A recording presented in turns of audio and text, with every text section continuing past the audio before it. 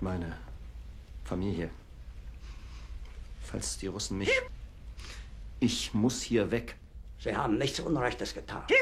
Was Sie mit Ihren medizinischen Forschungen erreicht haben, dafür werden Ihnen kommende Generationen danken. Ich übernehme für alles die volle Verantwortung.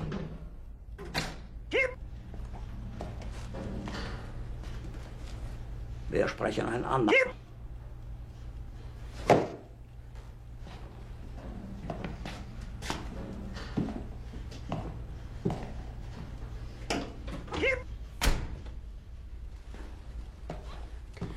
Wir können den Gruppenführer Fegelein nirgendwo finden. Er ist nicht in der Bunkeranlage. Was soll das heißen? Sie können Fegelein nicht finden. Dann suchen Sie ihn! Ich will Fegelein sehen! So. Wenn er sich ohne Befehl entfernt hat, ist das Fahnenflucht! Bringen Sie mir Fegelein!